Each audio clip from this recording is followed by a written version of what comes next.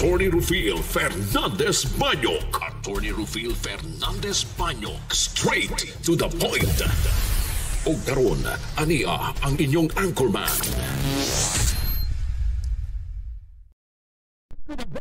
Veritatem pro veritate.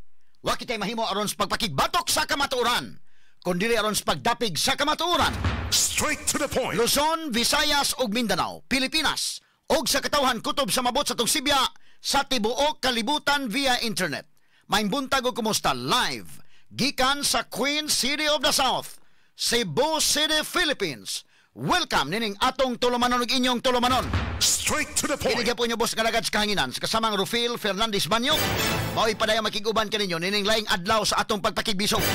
Adlaw karon may nga Lunes pizza Jess na. Buwan sa Nobyembre tuig 2025. Straight to the Sa point. gihapon natagantag pagtagad ang mga isyus nga mahilabot ang lungsod. Nagbagang mga expose nagunang mga reports. Dinhi lamang gyapon mga higala sa atong pagaban-uban nining atong tulumanon ug inyong tulumanon.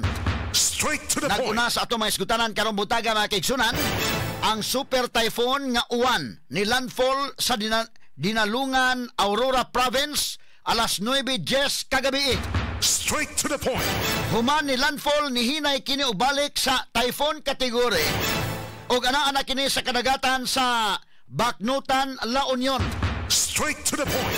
Paspas ang pag-irog imbes sa alas 12 mahigala sa gabi mo landfall, misayo kini pag landfall sa alas 9:10 sa kagabion. Straight to the point. Ato ni pagtagad mahigala hinaot pa unta nga di makahatag ug wa makahatag og dakong kadaot. Kay kagahapon pa ta monitoring mga suking tigpaminaw sa mga bagyo porbida. Grabing kusuga sa hangin mahigala kay super typhoon man kini mga suking tigpaminaw. Nga didto ang puntarya sa northern o central Luzon. Ato ni pagtagad kay may paspas ang iya mahigalang pag-irog. 30 kilometers per hour iyang irog mo na nga inay ang forecast alas 12 ni sayo ug alas 9 mga kaigalaan. Alas 9:10 may landfall na kini mong bagyo. Straight to the point. Human maka-landfall ang binta-bintahan na lang gamay kay may hinay-hinay indiken mahimo na siyang typhoon category. Ato ni pagtagad rumutaga sa atong paman-uban usab nining atong tulumanon ug inyong tulumanon.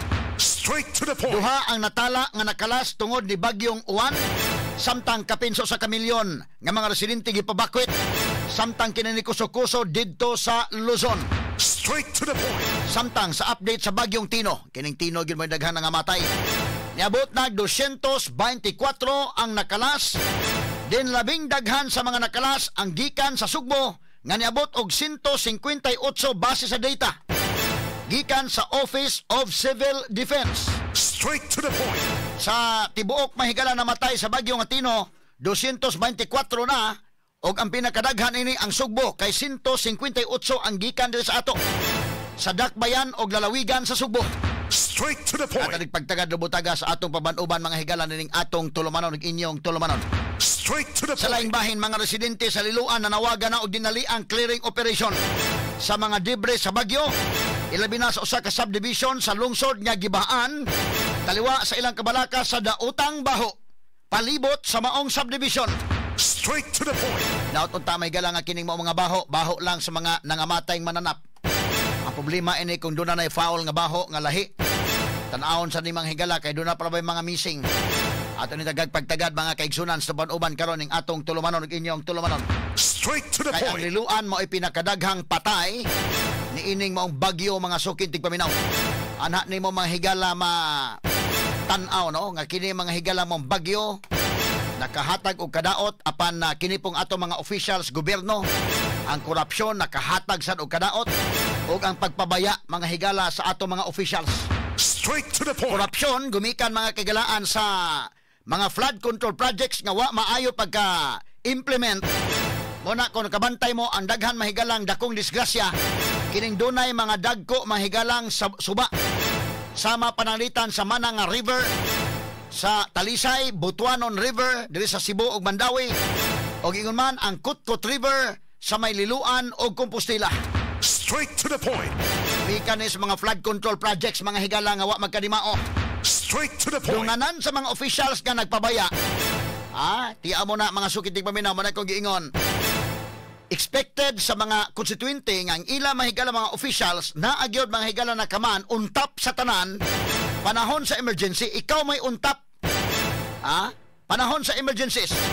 Apan unsang hitabo mga higala, tanawa, ako example ninyo, ang bagyo dito ni landfall mga kahigala ng bagyong Tino sa may Bourbon. Pero kaloy sa Dios, way patay ang Bourbon. Kaya dito mahigala ang ilang mayor, mga sukit tigpaminaw nga untap, sa preparation, before sa bagyo, untap, during sa bagyo, o after sa bagyo. Straight to the point. Tanawa ang daghang patay, ang liluan may galang Compostela. Kaya ilang mga officials, mga higala, tuwa sa London. Panahon mahigala sa wapay bagyo, atol sa bagyo, o human sa bagyo dito sa London. Straight to the point. Arbutaga-tagan tanig pagtagad sa itong pamanaoban usab nining atong tulumanon ng inyong tulumanon. Straight to the point. Samtang sa pikas nga bahin mga kaigalaan na ang mga LGU din sa Sugbo ni pahibaw usab sa suspensyon sa physical nga klase karong adlaw subay sa epekto ni bagyong uwan. Apel sa nisuspenso sa klase mao ang dakbayan sa Sugbo, Mandawi, Lapu-Lapu ug uban pa nga mga local government units. Straight to the Sa point. kauluhan, Presidente Ferdinand Marcos Jr. nideklarar usab og kanselasyon sa trabaho sa mga buhatan sa gobyerno sa napo ka mga rehiyon sa nasod tungod ni sa impact ni bagyong uwan. Straight to the point. Kiniguban pang mga iskutanan niyo bati, exclusive over DYHP RMN Cebu. 612 sa dial sa inyong mga radyo sa 93.9 IFM. Sa serbisyo publiko